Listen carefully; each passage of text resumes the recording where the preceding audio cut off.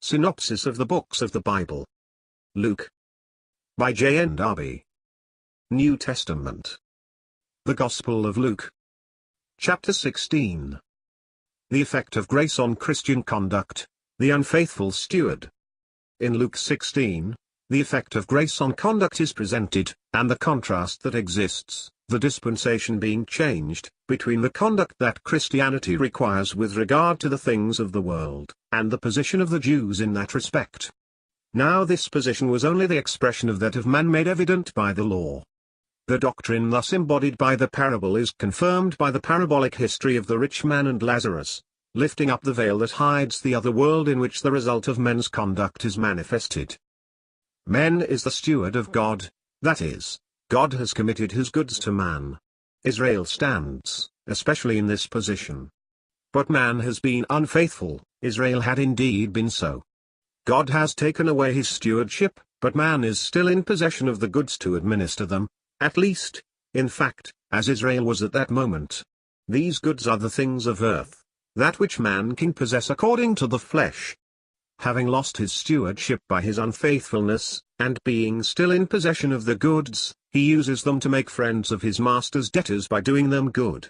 This is what Christians should do with earthly possessions, using them for others, having the future in view. The steward might have appropriated the money due to his master, he preferred gaining friends with it, that is, he sacrifices present to future advantage. We may turn the miserable riches of this world into means of fulfilling love. The Spirit of grace which fills our hearts, ourselves the objects of grace, exercises itself with regard to temporal things, which we use for others. For us, it is in view of the everlasting habitations. That they may receive you is equivalent to that you may be received, a common form of expression in Luke, to designate the fact without speaking of the individuals that perform it, although using the word they. Earthly and heavenly riches. Observe that earthly riches are not our own things, heavenly riches, in the case of a true Christian, are his own. These riches are unrighteous, in that they belong to fallen man, and not to the heavenly man, nor had any place when Adam was innocent. The contrast between the Jewish and Christian dispensations. Now, when the veil is lifted from the other world, the truth is fully brought to light. And the contrast between the Jewish dispensation and the Christian is clearly unfolded, for Christianity reveals that world, and, as to its principle, belongs to heaven. Judaism, according to God's government on earth, promised temporal blessing to the righteous, but all was in disorder. Even their Messiah, the head of the system, was rejected.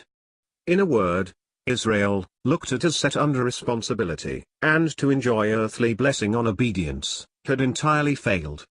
Man, in this world, could no longer, on that footing, be the means of bearing testimony to the ways of God in government. There will be a time of earthly judgment, but it was not yet come. Meanwhile, the possession of riches was anything rather than a proof of God's favor. Personal selfishness, and alas, indifference to a brother in distress at his door, was, instead, the characteristic of its possession among the Jews. Revelation opens the other world to our view. Man, in this world, is fallen, wicked man. If he has received his good things here, he has the portion of sinful man, he will be tormented, while the other one whom he had despised will find happiness in the other world. The parabolic history of the rich man and Lazarus. It is not a question here of that which gives title to enter heaven, but of character, and of the contrast between the principles of this world and the invisible world. The Jew made choice of this world. He has lost this and the other also. The poor man whom he had thought contemptible is found in Abraham's bosom.